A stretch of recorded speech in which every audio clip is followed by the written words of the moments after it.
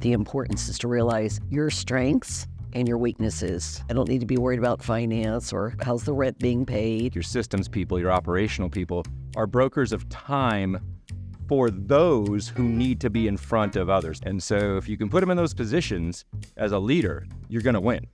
Hi, my name is PollyAnna Snyder. My name is Bret Snyder. I'm here today to talk to you about techniques to build a great relationship-based business.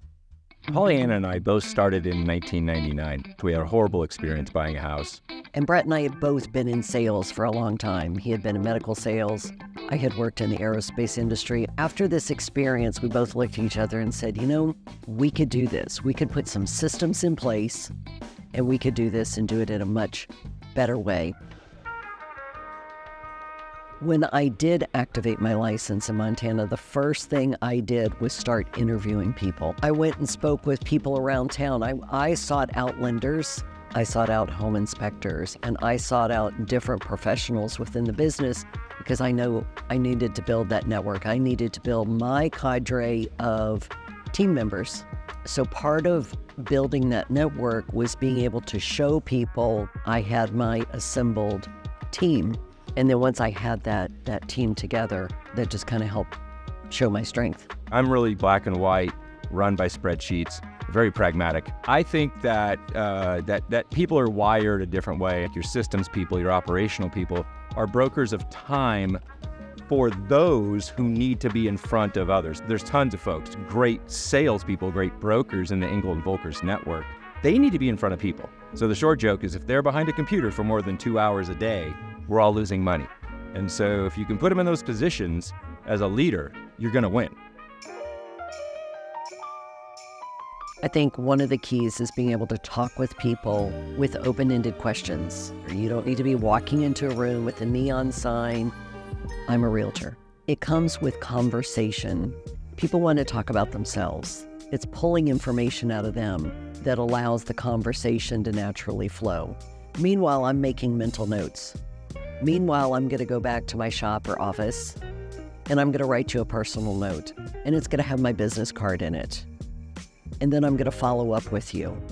People in real estate, I think, that can read people, that can read body language, may have a bit more success or an easier time in this business. We are always meeting clients at a crossroads in life. They're getting married, they're getting divorced, they're having children, they're becoming empty nesters, they're relocating. It's being able to ask them those questions and understand, start to get a glimmer of where they are. Send a personal note, great meeting you, here's my card. If I can be a resource and an advocate for you, let me know.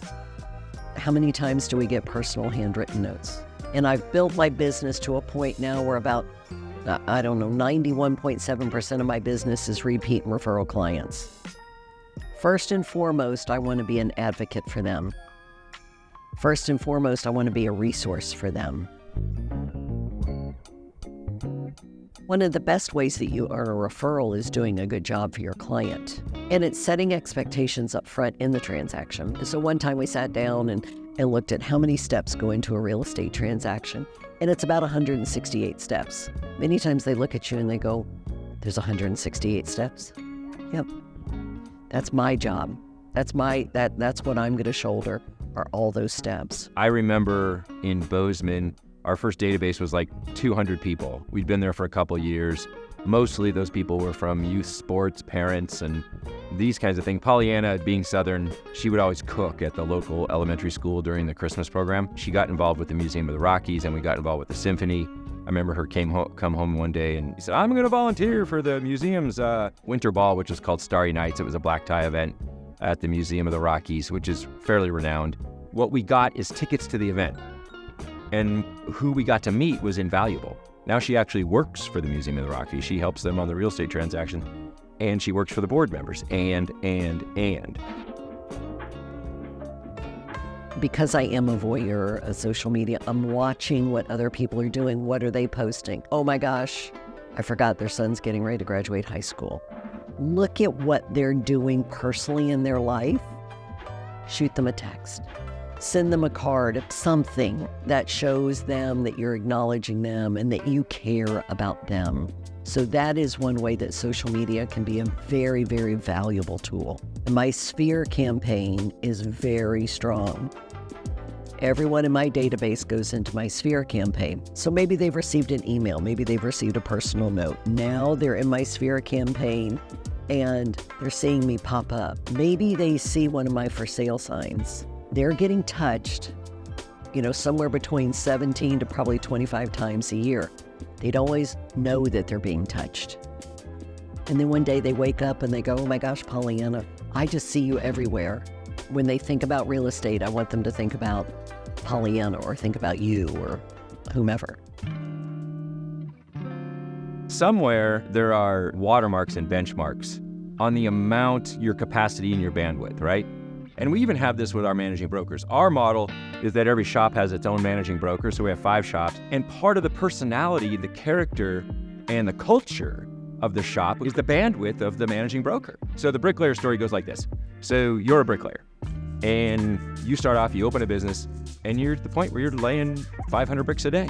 There's a condition like you're trending up and up and up and up and up as you're laying bricks, and you get to that 500 point and you flatten. That's max, can't do anymore. You hire somebody and you say, hey, Joe, I'm hiring you. Your job's going to be to dig the trenches and take care of the rebar. And you guys max out 900 bricks.